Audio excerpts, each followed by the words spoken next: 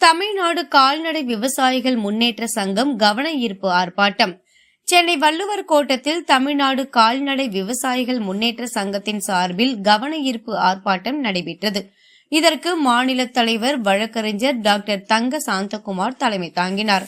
மாநில பொதுச் செயலாளர் திருநின்றவூர் ஜி தீனதயாளன் அனைவரையும் வரவேற்றார். மாநில பொருளாளர் திருநீர்மலை பி கார்த்தி முன்னிலை வகித்தார்.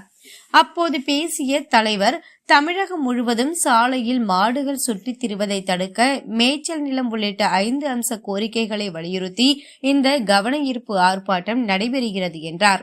நிருபர்களிடம் கூறுகையில், தமிழகத்தில் கால்நடைகள் சாலையில் சுற்றித் திரியாமல் இருக்க அந்தந்த பகுதிகளில் இருக்கும் மேய்ச்சல் நிலங்களை கணக்கெடுத்து கால்நடைகளுக்கு மேய்ச்சல் நிலங்களை தர வேண்டும். அதேபோல் தமிழகம் முழுவதும் உள்ள கால்நடை விவசாயிகளை கணக்கெடுத்து அந்தந்த பகுதிகளில் நவீன மாட்டுத் தொழுவம் அமைத்து தர வேண்டும். சாலையில் சுற்றித் திரியும் மாடுகளை பிடித்து அபராத தொகை விதிப்பது அதிகமாக உள்ளது, அதனை ரத்து செய்ய வேண்டும். மேலும் பால் கொள்முதல் விலை குறைவாக உள்ளதால் அதனை உயர்த்தி லிட்டருக்கு ரூபாய் 8 தர வேண்டும். மாட்டு தீவனத்தை கொள்முதல் செய்து அரசு மானிய விலையில் வழங்க வேண்டும் என்று கூறினார்.